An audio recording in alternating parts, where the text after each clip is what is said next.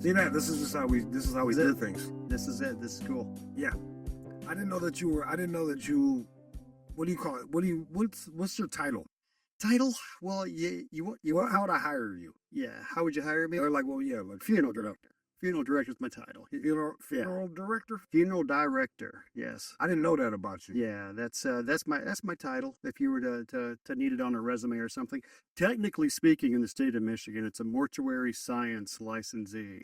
Oh, right. I mean, you're probably the only one that got a big ass name and could still and didn't get a pay cut. You know what I mean? Yeah, exactly. See what they did to the janitors, I man. know exactly what they did. Yeah, that's a fancy title for funeral director, or the old term is mortician.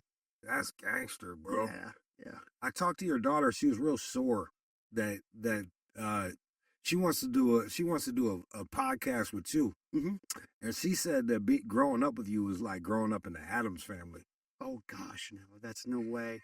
We were as boring and as normal as any family would be, except Dad just did something different for a job, and he was gone a lot. So, Well, how old were you when you started doing this? 17. How do you, Yeah. bro? Like, what kind of personality? Let me tell you. Oh, well, actually, it was a dark, stormy night, and I had this. I'm kidding. Yeah. None of that happened. So here's the gig. Here's how it all began. All right. I planned my entire life back to elementary school. I was going to be a police officer, just like my dad. And anyways, life being what it is, by age 17, I'm getting ready to graduate high school. My brother's living in Michigan. I'm still in Illinois at that time, my parents. Okay. And so he's attending Bible college and a seminary. So working part-time at a funeral home. So anyway, so I'd come over seeing him, and he's like, hey, why don't you come spend the summer with me? I know you're going to leave home and go do something until you're old enough to be a cop. And so the funeral home owner came to me, said, you interested in a full-time job, cutting the grass, washing cars, How they get strippers to turn tricks. Yeah. They're like, oh, you want to be a cop? I was wondering why he had cash in his pocket, but I was really confused by all of that. Throw that lot over there. By the way, here's a special outfit for you. Yeah, Straight. I don't want to cut that. But that hand. Exactly. So anyways, so I went to work for him, and thought, what do I got to lose? I got a few years, and go to college. I could do that part. Was this in Pontiac? Yeah, Pontiac. Yeah, your neighborhood. Yeah. Yeah, right there on Perry Street. Holy moly. So anyway, I know it's a black funeral home now. It is now. It is. They stay dying over there. Every time I drive by, it's a dead person. I'm like, what a rat. That's kind of what happened. All right. You get a lot of people together. That's just part of the world. But anyway, I say, so on. I start off with him, and 17 years old. It's not very long that I'm with him. He's like, hey, you got a suit? I said, yeah. You see, you got a black suit? Good. We need you to work funeral. We need you to work visitation. And then by the time I'm 18 years old, he's like, hey, you want to go out and make extra money at night? You can do all of our night transfers. So if somebody... Well, what's a night transfer? That's when someone dies at the hospital, dies in the nursing home. You go pick them up? You go pick them up, yeah. So I started doing that. That was my night gig. So the night transfer, you're really not dealing with... You just got to go in. You don't got to deal with... You're not dealing with the family. Sometimes they're there, but not often. Okay. Yeah. And what would you get per body? No, it was just hourly. I mean, I was just an hourly dude. Damn, dog, you didn't get per body? No. Would have been more lucrative, per body or hourly? Oh, definitely per. Definitely per body. Yeah. Well, so what like? I mean, it was definitely not big money. Yeah, I was minimum wage basically. Yeah, but I was on salary and working 60 hours a week for 35 hours of pay. So it was a good learning experience for a young kid. All right, so when did you start having to deal with the public? Probably right around that time. I would, as far as working funerals, I would get to see families when I was working funerals, when I was working visitations, swinging the door, escorting people to their room.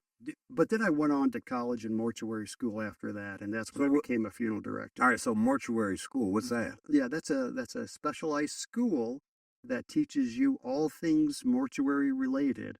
Teaches you how to be a funeral director, yep. Laws. When I went, it was heavy into the sciences as far as embalming.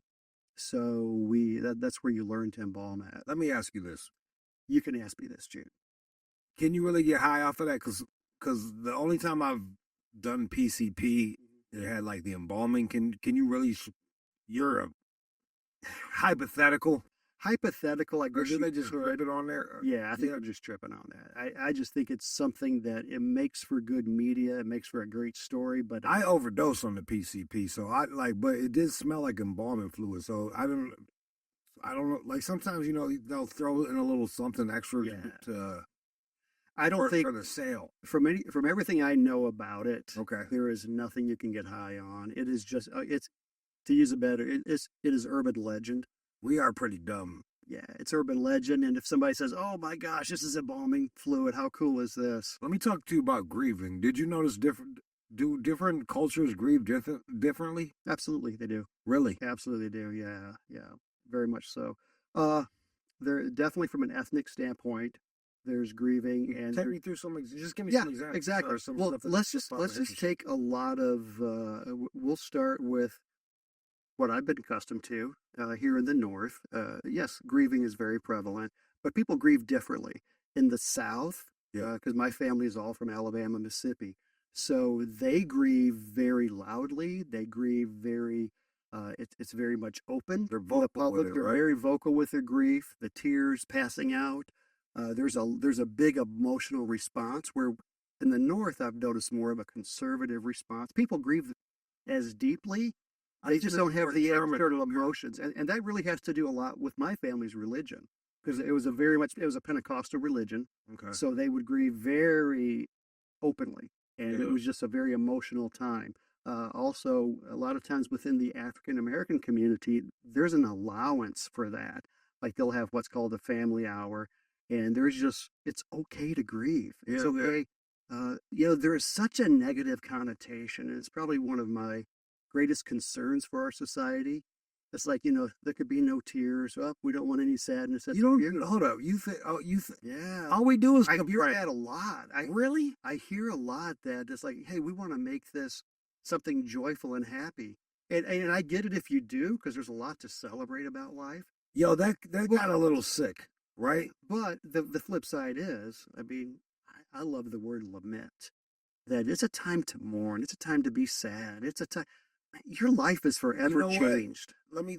I think that happened. I want to say, and you probably will know this better than me. That was a 2000s thing. Like when I die, I just want. This is my song. I want to play. I want to play Seeger. I want to go out to. Yeah, I want to go out to Still the Same.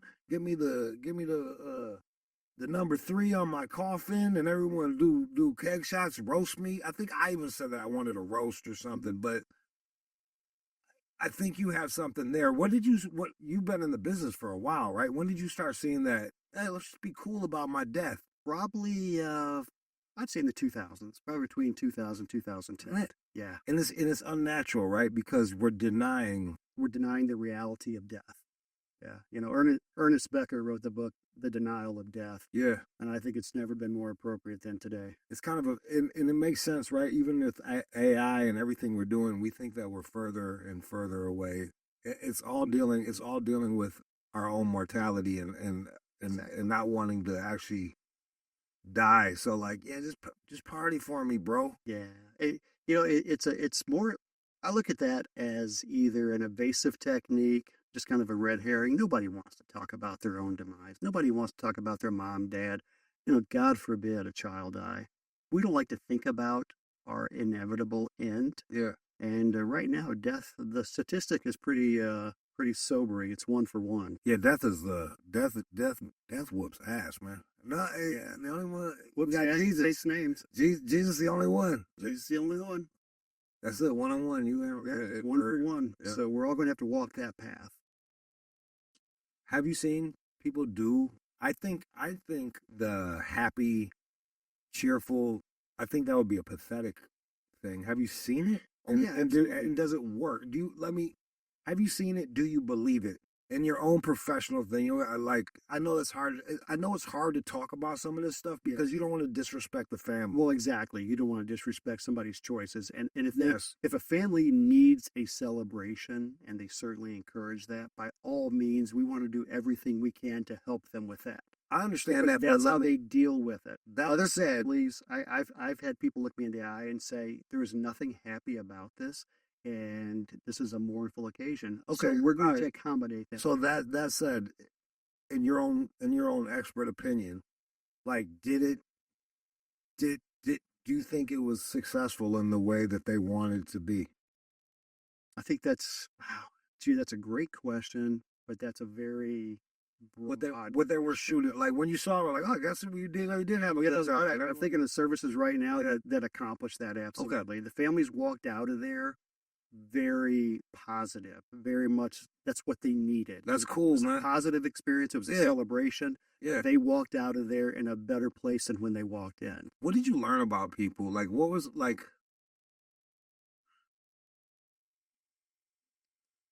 You see, like fame, drunkenness, death. That's when you really see a person. Yeah, What were some of the things you started young, man? What were some of the things that you saw? Like oh man, people are capable of what do you mean? blank. Like I imagine, like when my grandmother died, I had one uncle trying to steal all her pills. Another, and these are. I love these guys. Like I love these guys. I love them to this day. But man, some of the stuff they did was despicable in Sure. my humble opinion. Well, So you're what kind of seeing people at their worst. you do, yeah. Does that make you cynical? Oh, that's another great question from the Jude Meister. Carmen got no. Yeah, the Jude Meister. And by the way, you're welcome for that. Um, it can make you extremely cynical, but here's the reality of it: is if a family is having some issues prior to the death occurring, the death never helps that situation. Oh man, are you talking about my family? Yeah, right. I'm just saying. I'm just saying. Yeah. You know, you take a very raw emotions, you take the grieving, throw it in, and it does not help any situation that's pre-existing, which is usually the case. So all it does is tear the scab off. Or if there's a band-aid that's kind of, well, you know, we're getting through right now while mom's still alive. Well, mom just died, and all of a sudden, all of those things are just coming out, rushing in at one time. So it is going to appear very haphazard at times. But you know, here's some advice I was given early in my career from a gentleman I worked for, which was I have never forgotten anyone I've ever hired out of mortuary school. I've trained. I use this phrase with them. We have to go into work every day remembering we do not meet our clients on the best day of their life. The majority of time, we see people at the very worst. Right. The second bit of advice I've always carried with me: nobody wakes up in the morning wanting to do business with us. So our role is to come alongside a family and to help guide them through whatever it is they need us to guide them through. Yeah. That's our role. So we certainly recognize that we're not going to see families at the very best time of their lives. Seeing that, like, do you have an ideal way that you would like to pass? That like Yeah, sitting right here with you. that would be awful. I mean, it would be good for us. And my family would hear my last this. words, and you know, you could share it with everybody, and everyone. Man, that's real shit. Yeah, that's really bad, isn't it? Yeah, but like, is it like, for instance, we can't pick it. Yeah. But in my brain, like if I have cancer, I'm not doing chemo. Right. And I'm not going to die in a hospital, I'll die at home. Like just from the three things I saw. Bro, you're seeing it all the time. I want to know what's the best way to die? You know what I mean? Like what's the best we're all gonna do it, just like what's ideal? What are the pitfalls? What are pitfalls that a person like I already saw what chemo did to my grandmother, rest her soul, and to many other people. When it's too far gone, it just strips you of your dignity. It does. It does. The best way to die, if I were to just have one way I could die, is I would live to a very mentally sharp old age. Yeah. You know, physically still able to get around, and then just not wake up after going to bed. That would be the best way. Um, That's probably not going to be the way it happens, but Right. if it does, I would choose that for anyone. That you live to a ripe old age, you keep your faculties, you keep your health as much as you can, and you just don't wake up. How do you go to parties? What do you say, man? Like, cause this is what like, yo, man, I don't like to talk about my job. You know what I mean? Like, oh, yo, tell me about this. I'm like, It all depends. You know, to be honest with you, it's whatever headspace I'm in. Yeah. Now, if it's a business-related function, of course, I'm a funeral director, but I have to really manage those conversations. Sometimes personally, when I've gone to things, I just don't want to talk about it.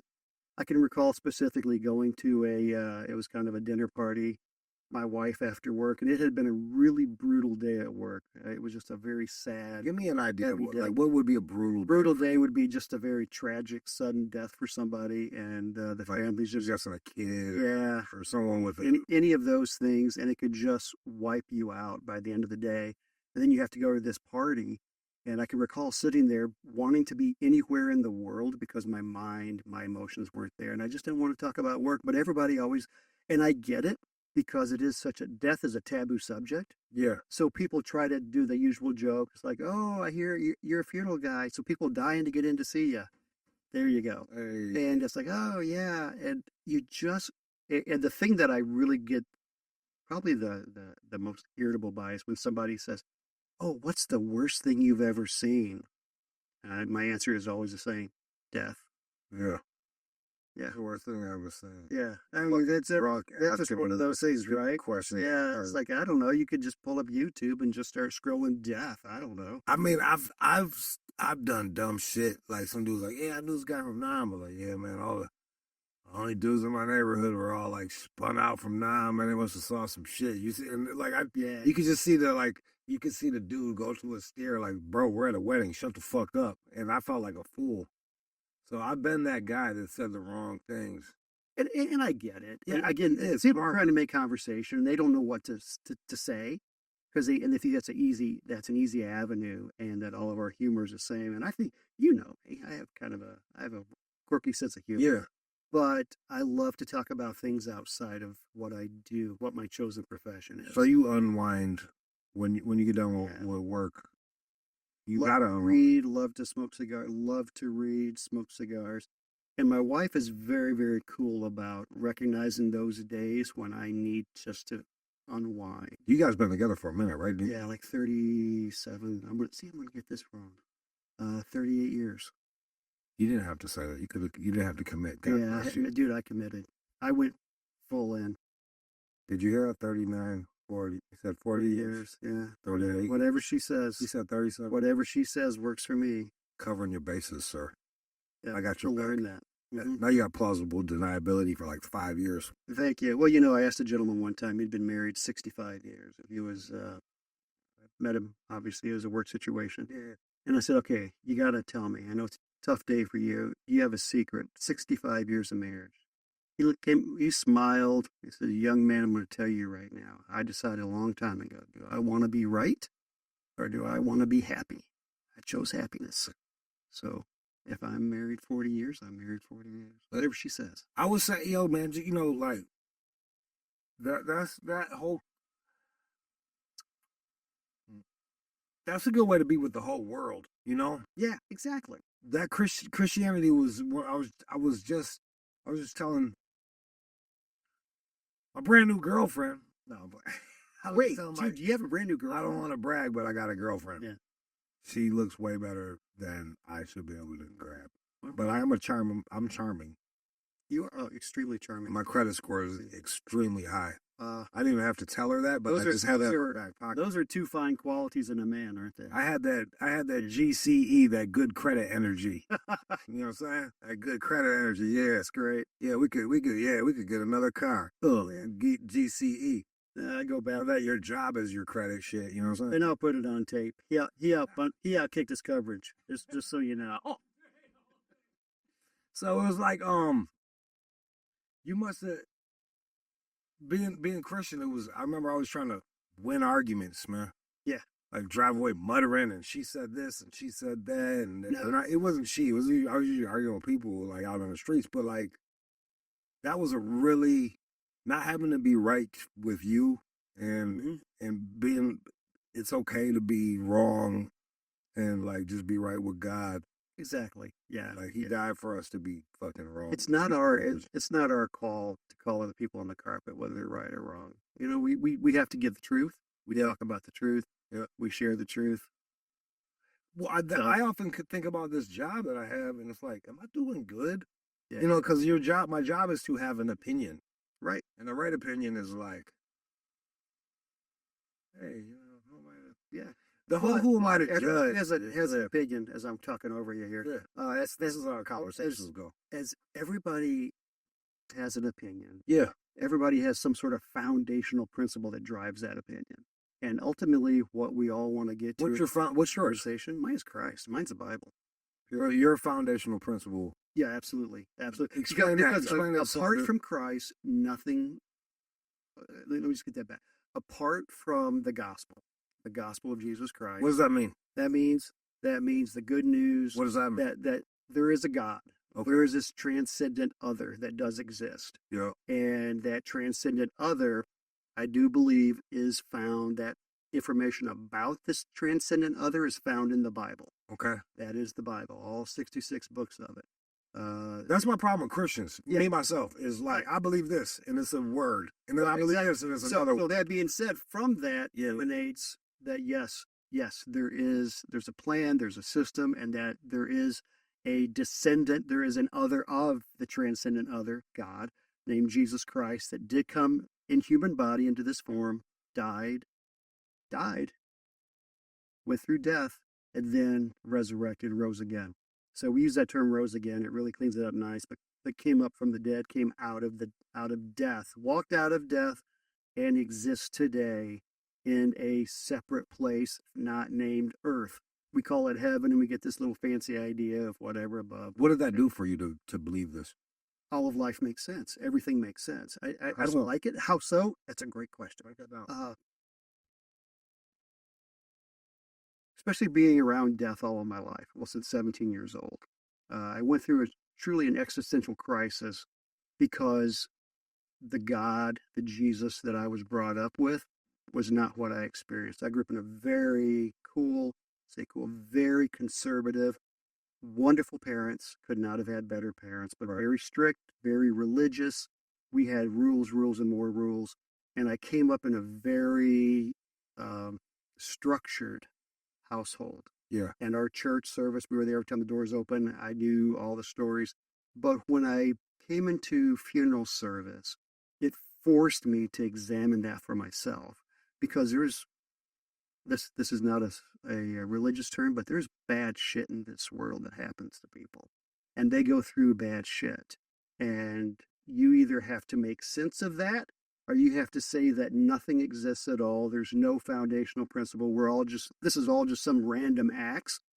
And then, to be honest with you, you're really fucked if that's the case, because then it doesn't matter what, your truth is not going to be my truth. So whose truth wins? Blah, blah. Yeah. Now we go down this spiral down to the depths, which makes no sense. It's insanity. Something has to drive you. Something has to at least, like, okay, what about this world makes sense? Either there is a God, and if this God exists at all, then this is the most important of all that does exist, or there's not. And I think the average person has to wrestle with that, and maybe they don't. I think pragmatically, if let's say you have to pick a lie to believe, and that's a lie, that's the best lie to believe. Oh yeah. Like, let's say they're all lies. Let's say everything's a lie, and it's impossible to get to the truth of where we're at in this world. That's the best lie. Mm-hmm. That's the one that's going to equal life. That's going to equal hope. Like, it's just the best lie. I've thought about this. That's why I'm a still earther. That's why I'm a still earther. That's why I don't believe in the evolution, because my lie is the best lie, but I know it's not a lie. But you know what I'm saying? Like, exactly. Like, the things that I can't prove, I pick the most positive upside. I'm the shit. Fucking God loves me. I'm gonna keep it pushing. Life, live, laugh, love. I'm picking live, laugh, love. Everybody else is picking sad boy shit, and I'm not with it. So I imagine you really need. I imagine this. You need that in your life, or you're gonna mm-hmm. having to bury babies and tragedy and murders, and then watching family members either break down or attack each other. You're either gonna have God or you're gonna have drugs, man. Like, I don't know what else I would do. I would have to numb that. We all turn to something, whether it's something man-made, drugs, alcohol, all the above. We drug, sex, rock and roll. People turn to that, try to make sense of things, and then that doesn't make sense. And especially with death and the deaths that people look around just like that doesn't make sense. Yeah, but something about this universe has to make sense. I think we're just wired to always look for that because deep down we know if there's nothing, then nothing we do matters, nothing we say matters. We're just some mere random chance, and we're just a wisp. And so, what does it matter if I were to go out to my car and kill myself right now? If there's no God, then what does it matter? Who cares? Well, that's the whole that's what But there's I really strongly believe, and what gives me hope to get out of bed in the morning and to be able to be in funeral service 40 years is that there's a God. There's a God and there's a purpose in life. And yeah, there's some really bad shit in life. I get that. But that being said, there's something deeper than Tim. And I'm very thankful for that. And I'm sure you are too right now. Well, yeah, yeah. I mean, it was kind of funny with me. I always used to say like if I wasn't what's that word where you try to do good in life?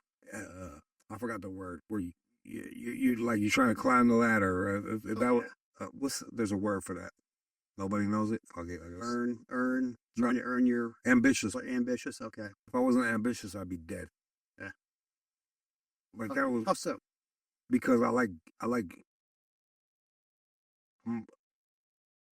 I'm goal oriented. Like I'm always having an idea to do something, or for a long time I was trying to climb from poverty, make myself worthy.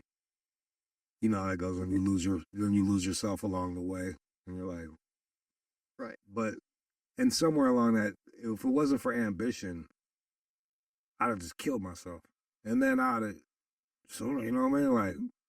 Not out of cowardice, just out of what's it all for? Fuck it. You know what I mean? Exactly. Excuse me. Like, what's it all for? I ran out of stuff that I wanted to try doing. Oh, I want to write a book. I write a book. I want to do this. I want to do this. Like, luckily, I was curious and ambitious. But if not, I've been dead. Yeah. And then there's been a few times where I could have been dead. And even in drugs, for me, doing the drugs often, it wasn't always just an escape. It was trying to reach something deeper than this. Because I think we all know that this isn't it. You know what I mean? Like, this isn't it. Like, we all know that this isn't it. So what do? You do drugs, you trip balls, you do DMT, you have weird, like, zone out sex. And it's always trying to transcend, but that transcendence is just to try to get back into our fall, right? Yeah. It's a substitute. Yeah, it's a substitute. We're all looking to find that thing, whatever it is.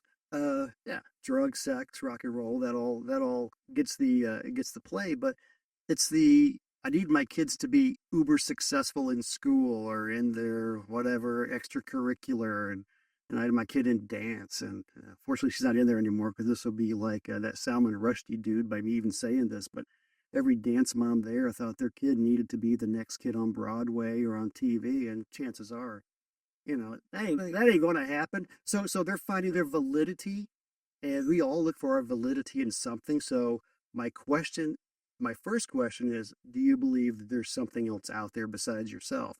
And then, okay, so what are you trying to find? What's your sense of purpose in life? Well, it's I want to be a good father, or I want to be a good husband. And those are all great things. But what is your ultimate purpose in life? I want to climb the ladder. Okay, no, what's driving that? Because if there's nothing out there, what does it matter? Let me ask you this. You got some families that are, like you're saying, the proof is in the pudding. Like I'm at the,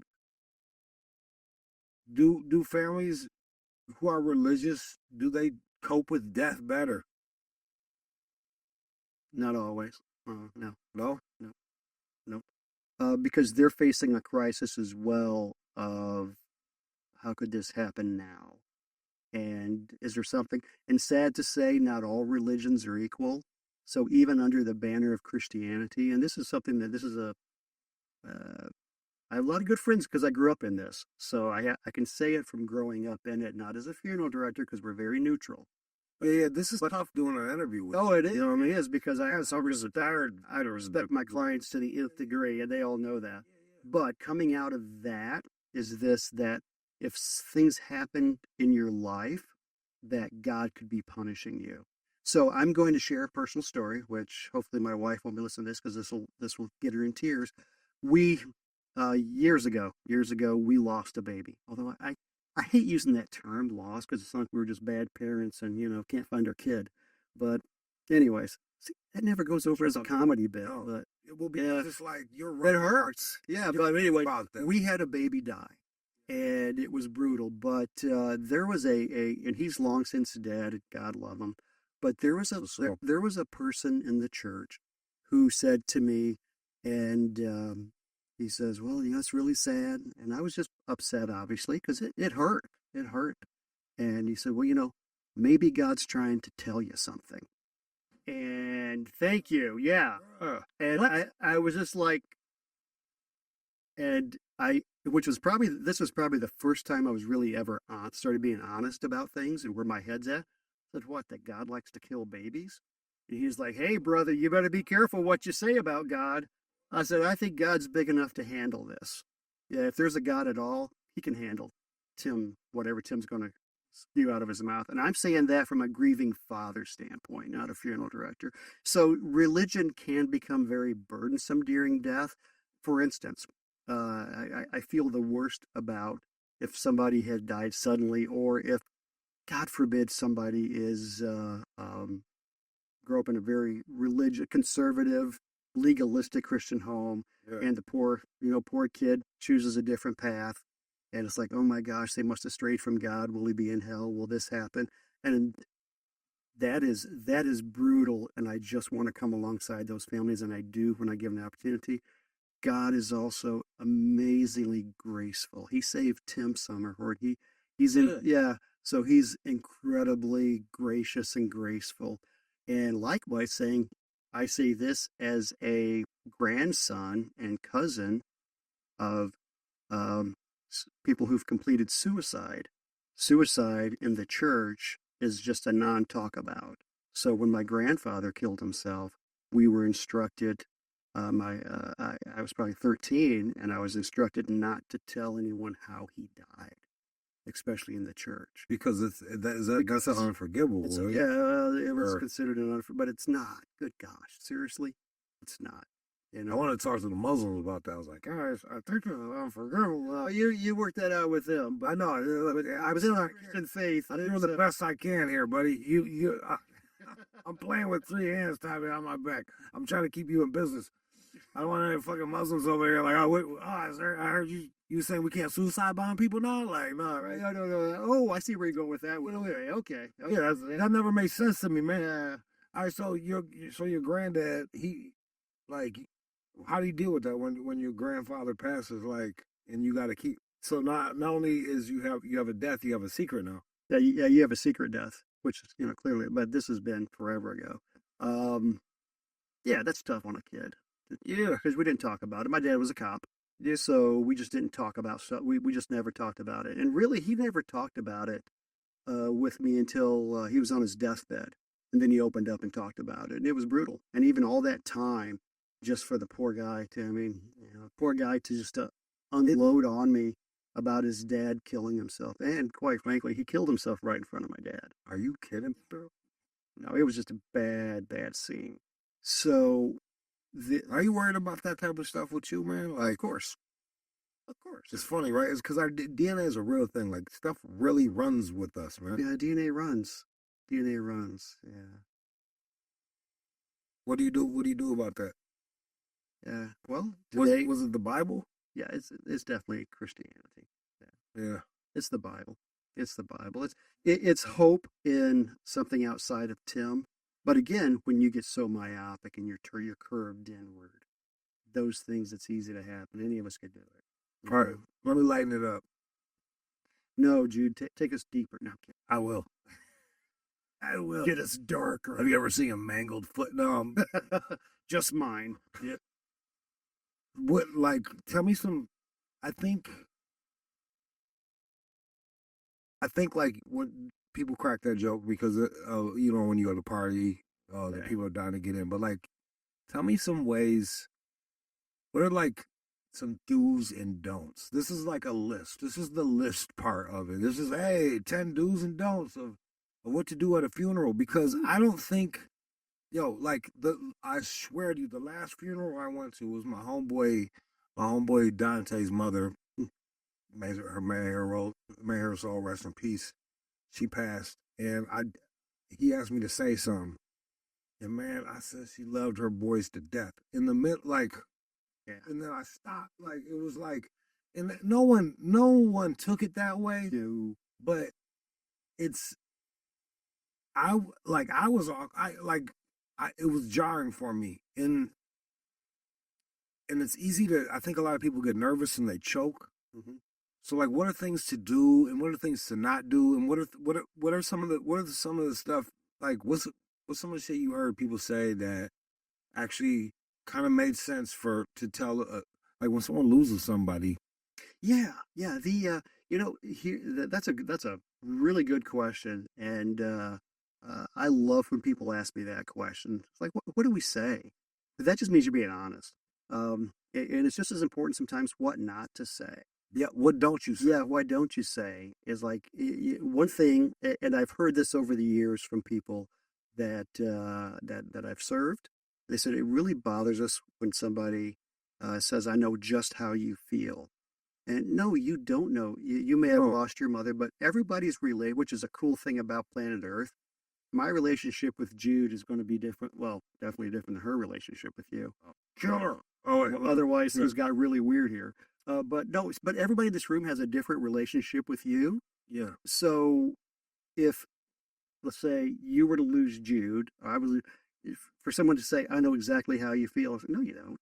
You don't know exactly how I feel. You may have lost a loved one, It would be but very painful people for mean her to lose Jews. mean the best. They really, really do. Yeah, yeah, yeah. They try, but they just don't know what to say. All you, the best thing you could do is say, "I'm sorry for you. I'm sorry for you, um, and I'm here to listen. Yeah. And also, if you don't mind, I would love to reach out to you." And that You would, can't even do like Christian stuff. Like I remember, like people would be like, "Oh, he's in heaven," and I'd be like, at that time, like motherfucker, I don't know. I know he's dead. yeah. Like I know he's dead. Don't make presumptions. Oh yeah, exactly. Well, it's that, but they also need to make themselves feel better sometimes because they just don't know what to say. And Yeah. Bible verses get used a lot in those situations, which you kind of wish they wouldn't, because it's like, well, all things work together for good. It's like, really, my husband just had a car accident when he was coming home from work, and all things that's all good. That means nothing to a grieving widow or Right. widower. That doesn't Or, help. And something I heard yeah, when we lost our baby is her, well, you have two healthy children at home. bruh. Oh, well, hell, I didn't think about that. That should have, Yeah, criminy, thanks. Again, people that don't really mean well with that, but they just don't know what to say. So yeah, sometimes saying nothing is the best thing. yeah. Just, And the thing that I hear the most is when somebody says, "Can I just come and sit alongside you?" Yeah. Can I just sit here with you? It's like, yeah. If you want to talk, as I'm getting emotional about this because I've seen this be the most effective, and I've witnessed this in funeral homes, and it does always choke me up when somebody says, "Do you mind if I just sit next to you for a little while? If you want to talk, I'm here, and if not, can I just sit next to you?" yeah, That is huge, yeah. huge. And we don't need a lot of words because nothing, you're so zoned out. Nothing anyone can say is probably going to move you to that next level of getting through this any quicker. Right. So, Yeah, it's funny. It kind of goes back to I was just reading Proverbs last night, man, and this is like was it King Solomon? yeah. It was a bunch of his rules, and it was literally it. He probably said it about 20 different times, like "shut up," like just there. You can do more damage talking than anything. So that what you just said is biblical, and we don't even realize it. Like, yo, just show up for that person. Be right there. Be there. Be quiet. Let them know that you're there. One of my favorite Old Testament books is the book of Job. Love Job. But Job is where he just everything bad happens. everything bad that could happen to Just to him see if he still has God. man. But yet God left his wife alive. that's for another podcast. Like I said, everything bad happens. So That happens. hey, What do- walk the chain, you know what I'm saying? Yeah, it's like I'm going to take your kids and everything from you, but I'm leaving your wife. Take my wife. Ruh-roh. So his friends show up, and for the longest time, his friends were just quiet and sat with him in dust cloth and ashes, which was the Hebrew way to mourn. And until they opened their mouth, they were great friends, and I've never forgot that. Yeah, it's funny though. Like let's think about that because this goes back to you when you lost your son, right? It was almost I think karma's bullshit. Mhm. I think karma's a lie. I think karma doesn't make any sense. It's dumb.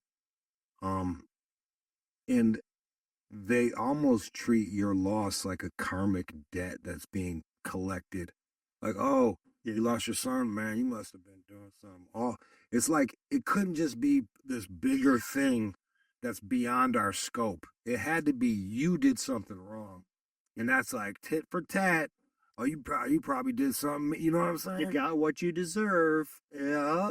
Well, you were not a good boy when you were a teenager. You did these things your folks weren't approved of. Yeah.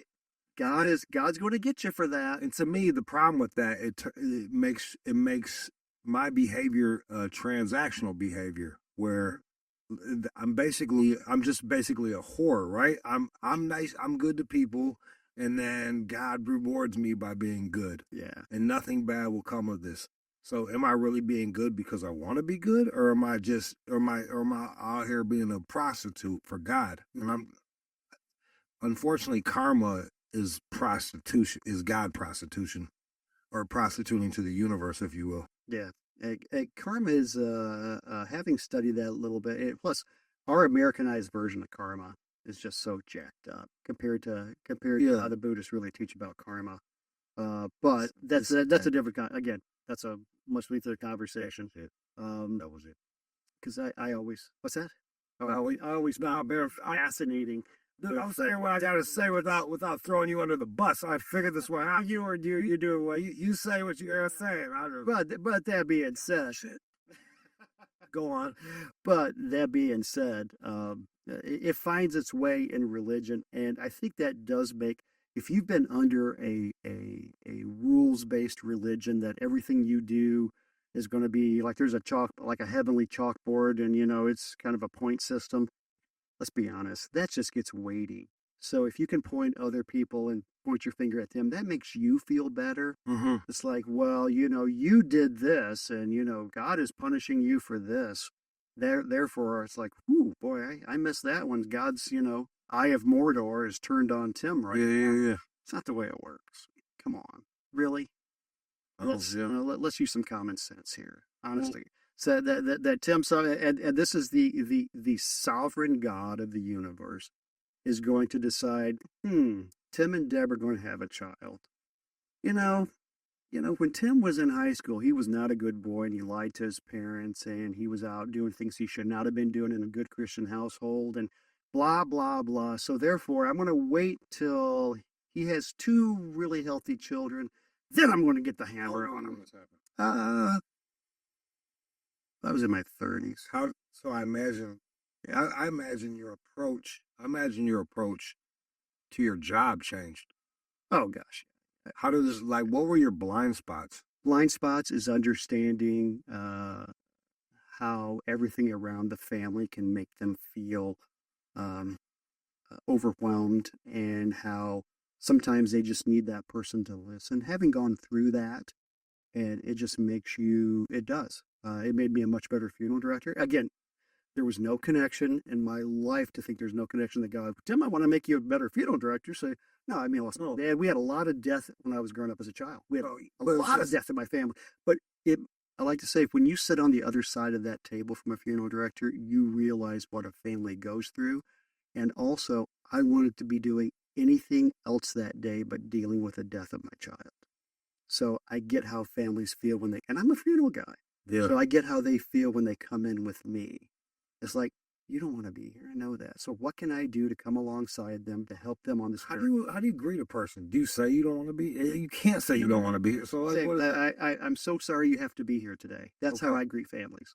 Okay. because deep down inside, You are, yo, that's all true, yeah. you know what? I don't like death any more than anybody else. I wish we didn't have, none of us had to deal. You got a weird one, right? I like it's always like it's weird to like the prison system that you like you can see them being happy about.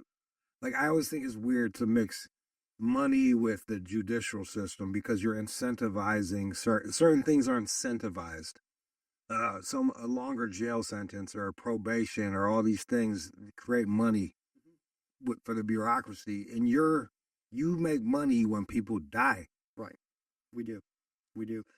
So, but yet you're not stoked to be like, oh, fucking hurricane. No. Oh gosh, yeah. Yeah, can't get it. You like you're not booking shit ahead of time when you see a tragedy. You know what I mean? Like, so you, it's No. almost it's counterintuitive, is what I'm saying. And that's one of those things that people say to you too. It's like, oh, I see, a plane crash. I bet you guys were. No, no. That's the news. Yeah, The news does that. And same thing. And like during COVID, tragic. Take me through that, bro, because that my dad died during COVID. Okay, Man. so you know, Jude. Yeah, but it was man, that really made like first off, I'll be quick with it. Like, couldn't even get there.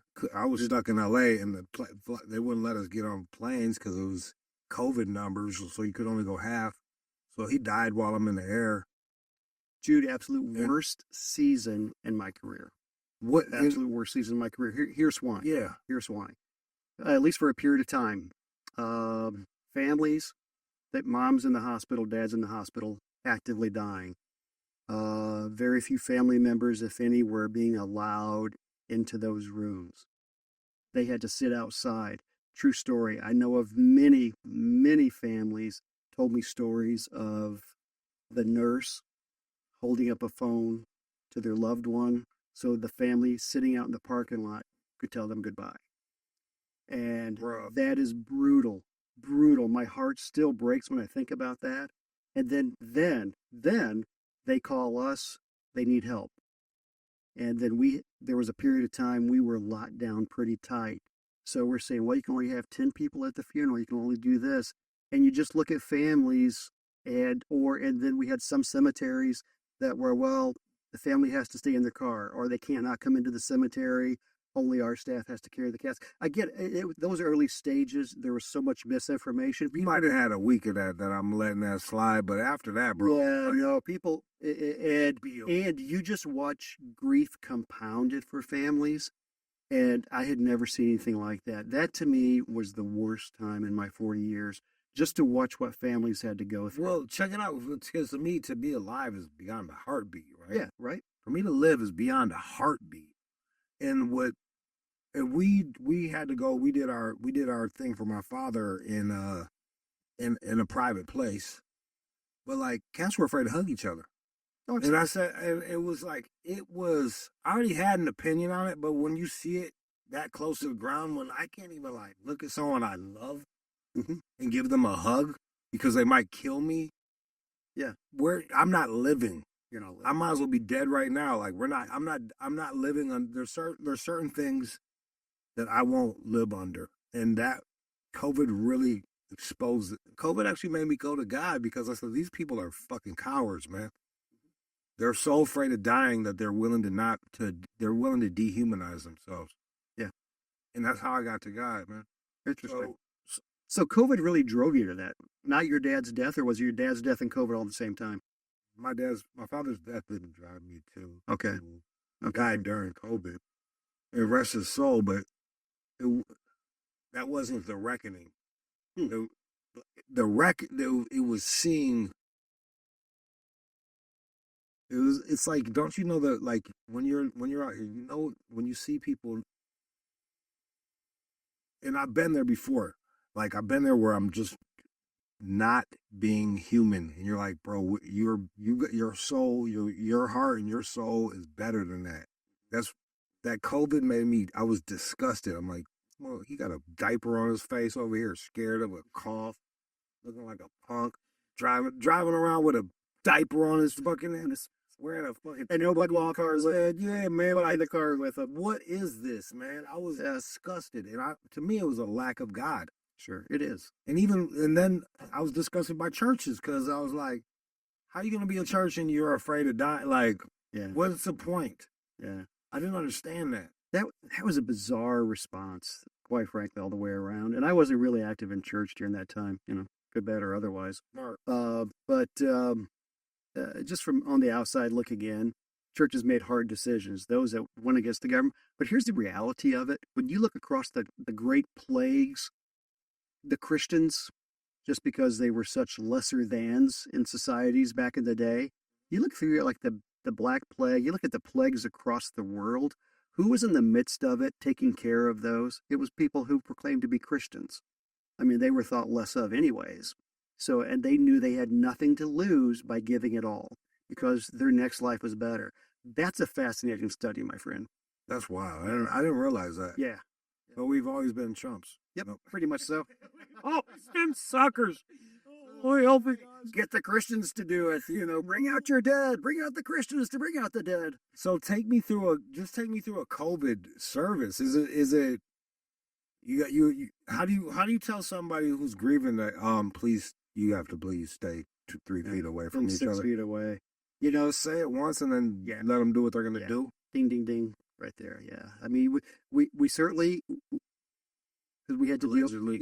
We allegedly. I mean, my memory is very fuzzy from that period, but we would counsel clients and then step back.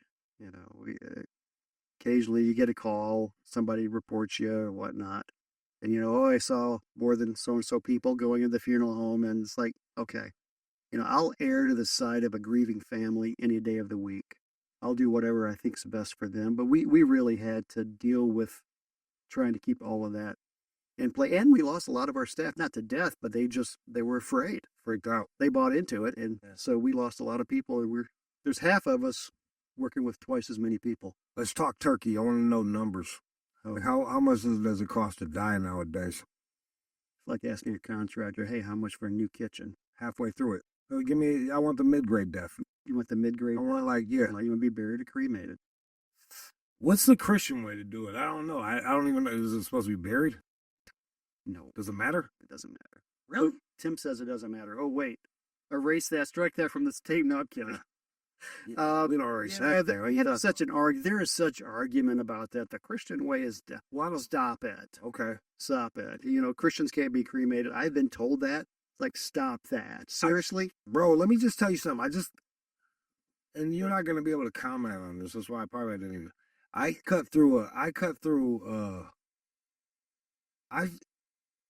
want to say around 2000, technology happened that made the gravestones the gaudiest thing. Like, this, rest in peace to this little boy who died, but they had the wackest carved out like laser drawing of the kid doing an ollie off of his own grave with the Tony Hawk thing. It was I'm like, bruh, sure.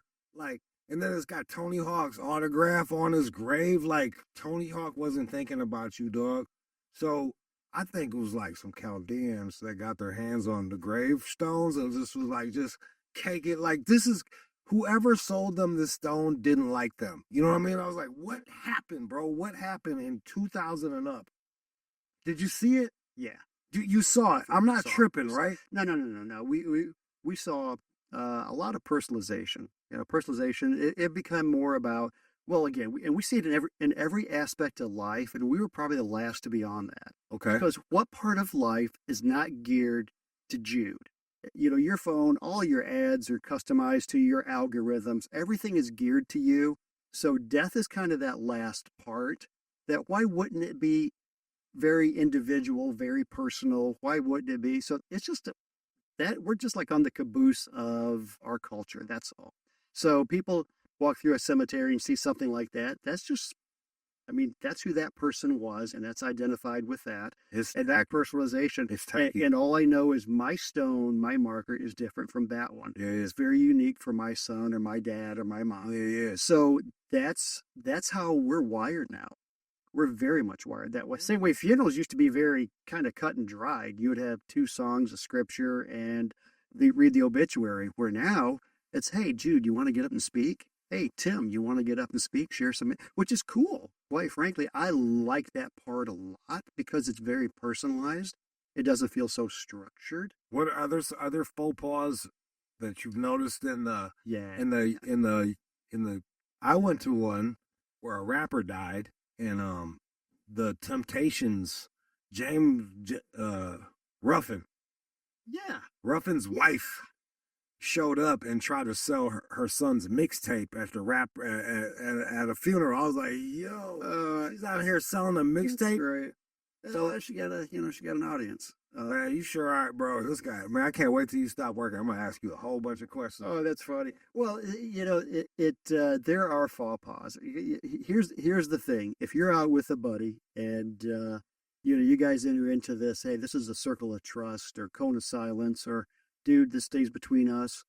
The day of the funeral is not the time to tell that funny story to the family. Are you serious? That's a Tim advice I would give anybody on the street. You've seen that before. Yeah. Those circle which may be funny to you now, but still that person may have carried that secret forever, and the family's like, oh. We ever see like weird stuff like that, like in that one movie where the gay midget comes up and then blackmails everybody? No, All right. I've not ever seen anything like that. What about like multiple women? That'll just be your funeral, Jude. Gay midgets? The gay midgets, yeah. I'm making notes here for you. Don't stop till you get a gay dwarf. That's what I say. God's little people. Yeah. Yeah. All right. Was there anything I should have asked? Wait, you didn't. Look, man. You didn't really give me a. Can you explain? Because can you? I'm not asking you to justify the cost, but Yeah. But like, just explain the cost, like, because people complain about it. I know they do. Yeah, and actually, I love talking about the costs and just to be able to have a good conversation. Yeah, like I don't second sniff. Yeah. Here's the thing with the cost. Take me through it. Yeah, it really is. The costs are varied on what the family wants. They could be anywhere from $1,000 to $30,000. The average price of a funeral in America, according to the National Funeral Directors Association, is like $10,000. 10 grand. Yeah, but however, regions are different. Okay, let's play with 10 grand. Take me through that one. 10 grand. I mean, that's going to be like embalming. That's going to be the use of the funeral home for a visitation. Maybe the funeral at the funeral home, church service. But cemetery expenses can be more than that. So, Really? Yeah. So it could definitely rank up there. But the reality of it is that uncomfortable to talk about price? Of course it is. Of course. You seemed uncomfortable. Yeah. Well, let's talk more about it. How much does it cost for the funeral home? Like, what would that be for a day? No. On average, how's that work? Again, I don't get it. Yeah. Here's the thing: funeral homes can set their own prices. But there is some. I would make mine real expensive, so none of the brokies show up messing up things. There is something called the Federal Trade Commission. Okay. And what they did back in 1984, passed a law, and that's where funeral homes had to disclose prices. Because before it used to be like, you buy this casket and all the services are included. Where this broke it down, and there's categories. So you can walk into any funeral home in America and say, I would like a copy of your general price list.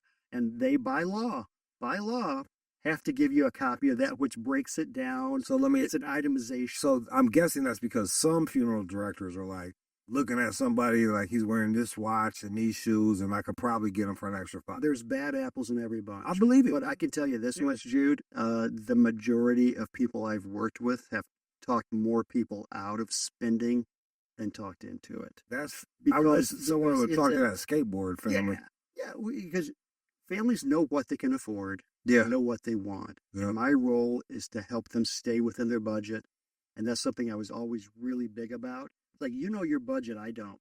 So I'm not here. I just want to let you know, I'm not here to criticize the prices because it's like, no. I didn't take it. Yeah. Because, like, yo, you're doing the excuse my language, a fucking tough job. Like, no one wants this fucking job. You're doing what no one wants to do. So that's like double. You gotta double everything. It's like, yo, bro, I don't want to do this. And we have overhead. Funeral homes have overhead like every business. You have a staff you have to accommodate, and you want to pay that staff. You have health insurance. Well, how about taxes? We have everything that any other business has. Um, and this is something. This is my soapbox, so I'm going to take 30 seconds on a soapbox. Please. Comes to price. There's a term that I read a lot in publications I've seen online that funeral directors get families to emotionally overspend. No, we don't. Here's what emotional overspending is. You have a poor family, worst day of their life, coming into a building they would rather be anywhere in this world than walking into a funeral home to make decisions, and they've never talked about it before walking in that door. So their emotions are going to take them either good, bad, or otherwise. So it's one of these things that I encourage people across this land have this conversation way before the death ever occurs. So you know what mom and dad, it's okay to have the conversation. My 93-year-old mother, God love her, she turned 93 last Friday. Until last year, she refused to talk to me about this. Back when my dad died, she looked at me and my brothers like, I can't do this. You guys make the arrangement. My dad died in 1992. I'm in my 20s. So it's like, I can't do this. You boys have to make the arrangements. To this day, I don't know if we did the right thing. I don't know. But until last year, she didn't want to talk about hers. And so she finally talked about it, and that just took a load off of me as her son. So now I can be a grieving son at her funeral, not the business guy worried about everything for mom's. It's funny you say that, right? So yeah, I just encourage families. I get really passionate about when we talk about price and about things like that, because I want families to talk about it ahead of time. Budget for your funeral. Yes, and here's the thing. I mean, like I said, I go across the Midwest now talking about things like this, and I love having this conversation. Have you ever talked about this with your kids? Well, no, they don't really want to talk. Of course they don't want to. They want to talk about butt plugs in school, but they want to talk about budgeting for your funeral. Ain't that crazy? Exactly. Holy but we're going to die, so get an idea of what you want to do. And so your kids don't walk in, and that's where the whole prearranging that comes down. It may be this, bro. Oh my gosh, prearranging is the smartest thing people can do when it comes to getting ready for the. We'll go out and buy frickin' pet insurance, or we'll buy insurance to. I bought a brand new dishwasher a while back. Sir, would you like to protect that for 3 years in case something happens? And I'm like, have you ever talked about your funerals? Because that is going to happen someday. Yo, but and here's a wild thing too. It's like I remember my old man. Like when he died, I had to. It wasn't. I love him, but it was sudden and none of us knew. I couldn't cry for like 2 years, man, because I had to go to I was on the plane. I couldn't I hopped on the plane. You gonna fucking break down on the plane? So you gotta keep your stuff together on the plane, and then from there, planning on all that stuff. I had to just turn into a different mode, and I wasn't able to get to tears for 2 years. I think maybe what you say, have that planned. You don't have to be a little tiny businessman over here while your old man is dying or dead. I think it makes sense, man.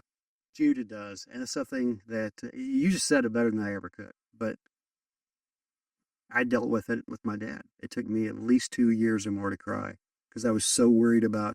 Now we got to sell this. We got to get mom moved. We got to do this. We got to do that. We got this. I had no time to grieve as a son. Yeah. I'm too busy taking care of the details. That's why I really encourage families well, are you sure that's not a ripoff? No, it's not a ripoff. State of Michigan has phenomenal laws. Are there bad apples out there? Yeah, but avoid them. Where's the cheapest place to die? Cheapest place to die? Yeah. I just get drowned in the sea. Yeah, there you go. Nobody will find you. Yeah, there you go. Smart, brother. Record of Edmund Fitzgerald. Boys, it's been nice to know you. Nice to know you. Yep. Is there anything I should have asked you? Most smart people say no. Yeah. Okay. No, bro. No. Jude, this was the most thorough conversation I ever could have had with anybody ever. Wow, but for real. No, is there anything I should have asked you? Yeah, I think you did. I'm really glad you touched upon and you allowed for me to talk about the price thing, the COVID thing. you allowed me to delve into cynicism a little bit and how that and can affect the family and growing up that way. So yeah, thank you. Let me ask. Here's a.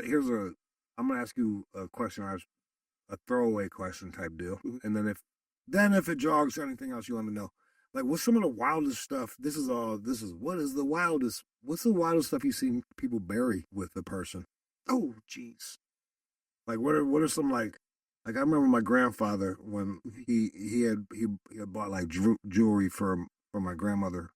When she passed first, he buried her with her anniversary ring, rest her soul. So I imagine like Oh yeah. jewelry and Oh yeah. Yeah. There's things like that. There's keepsakes, whether it's trophies or whether it's other things they've accomplished in life. Something that's really common. so People, and I just was asked about this last night. It's like I have the ashes of both of my pets at home. Would it be possible that when I die, and they'd be buried with me? Absolutely, they can be. Of course, they can. do you deal And, with do and, you deal and with that too? we don't deal with pets, no. But one thing that which is fascinating, there are various cultures that will bury personal items with the deceased to help them on their journey in the afterlife. So there, That's like getting back to the Egyptian type yeah, stuff and all yeah, that. and so that is very customary within their faith system that they have to bury, whether it's food, whether it's clothing for the afterlife. It can be very symbolic as well, but that's fascinating. That's absolutely fascinating. I've seen. Is there so that kind of made me think of one.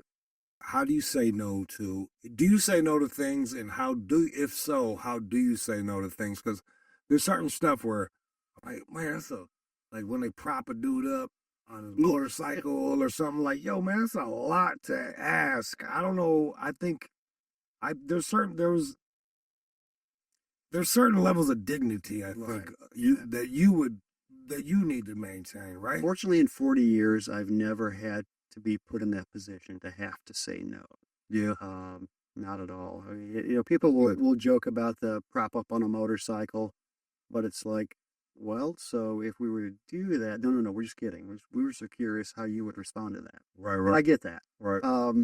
If somebody were to say we wanted to sacrifice animals in your building, sad to say, I mean, they'd be like, yeah, no, we can't do that. Just from a health standpoint, just there's a lot of things that could be a challenge, but no, it's in order to get a no out of Tim, it's going to have to be something really, really out that I can't even get my head So around what's right the now. trend in funerals that we should look forward to right now? Celebration, Celebration is the trend. celebration What's life. what's the number one? What's top three songs off the top of your head that you hear people playing for their going out song, like "My Way" or something like that? Or Oh, you a music man? I know you like. yeah. The latest ones can always count on "Sit Here, Drink a Beer." I forget who the country artist is with that. Sit here, drink a beer. Yeah, whatever that song is, you can count on that one. I don't even know that. We still hear "Boys to Men," "So Hard to Say Goodbye." Yeah. For a while, which this day is kind of gone. Sorry, Kid Rock. But and first time I heard that song was um, "Only God Knows." Yeah, was on a funeral. Only God knows. Yeah, yeah. Who's that? Kid Rock. Oh, Yeah, what's the name of the song? "Only God Knows." That's a come on! You tell me how much you love Kid Rock all the time. He's got a tattoo. guy. Yeah, he's got. It's a little rock on his No, thing. Arkansas. he's going to be very disappointed in you, very much. But yeah, What about Amazing Grace? I feel like that. yeah, Amazing Grace you can always count on. How Great Thou Art.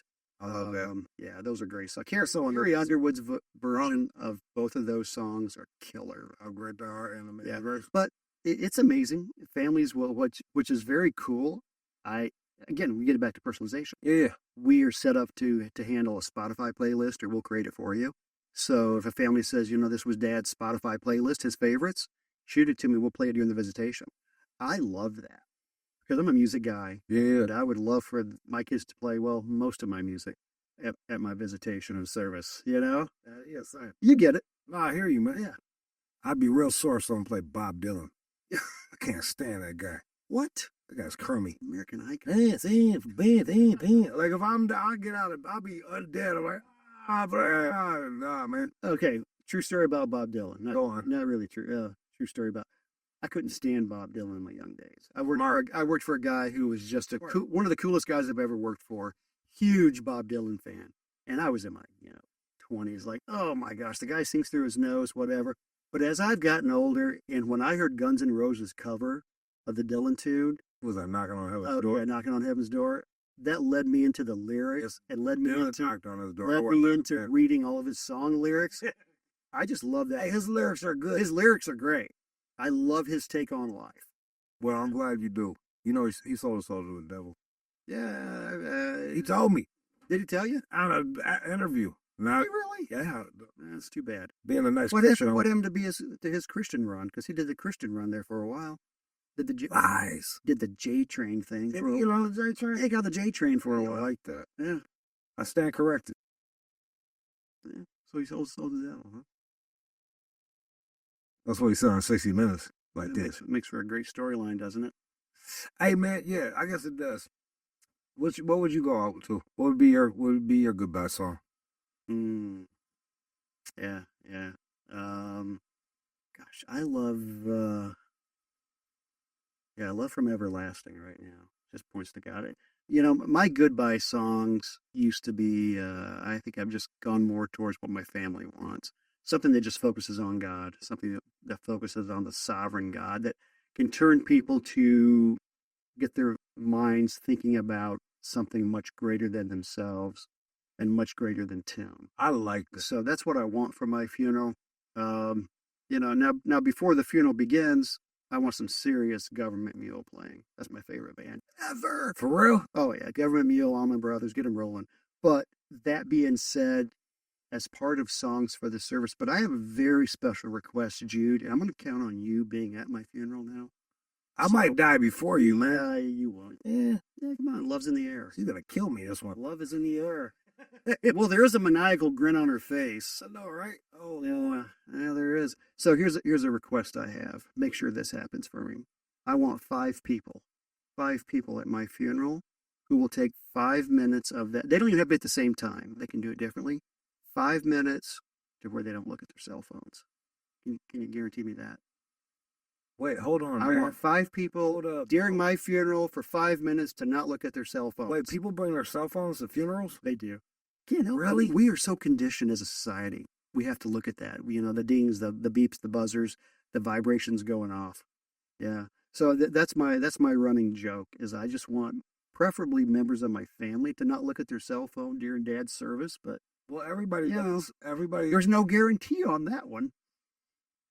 Based on what I know about culture, I feel like black people like to take pictures with the corpse, with the Southern body. people really do. Is it southern? Okay. Is it a southern thing? Oh my gosh, it's a Southern thing. So I'm a kid, and this would freak me out as a kid because I didn't grow up wanting to become a funeral director. So my grandmother, she had a shoebox full of pictures of all of her relatives in their caskets. Yes, yeah. Okay, all right. It makes sense. It's a Southern thing, man. Black people from the South, In they bring it away to Alabama. Boy, she had this shoebox full of all, and she could pull out. Well, this was my uncle so and so, and this was my brother so and so, and I was like, that ain't my bag right there. I know a lady that collects those pictures, man. Really? Yep. Okay. Her name's Judey. Huh. Yep. I bought some quilts off of her. Okay. Quilt man. I'm a quilt man. And I get it. You're a quilt man. I love a quilt, man. I love a handmade quilt. I love that. I think God puts stuff in our hands and then we make stuff. And there's nothing like something handmade. You got to tell my wife to make you one. Dude. I'm not going to tell your wife anything. I'll ask her. Just tell her your wife. I'll say, hey, you try to give me, I'm going to tell her. Oh, it's funny. Like a quilt. I'm shivering outside. Yeah. No, it's cold. No, so she collected pictures. Yeah, pictures of death. Flip side is, you could look at that and say, okay, and I know I'm going way off topic on this, but it does reinforce the impermanence of life. I mean, if there's anything that will remind you that this life is very temporary, picture of death. So. And a bouquet of flowers. Well, it sure was nice talking to you, sir. Brother. God bless you. Love you too. Appreciate you. Let's go. Fare you well. Thank you. Thank you, sir. You did a great job. Nice job over there, Kid Rock guy. Yeah, this kid, he loves Kid Rock. Yeah. He always wants to go karaoke and he wants bop to the bop. It's always he's always bop to the bop in it. He loves it. Too funny. Cool. That's great. Good.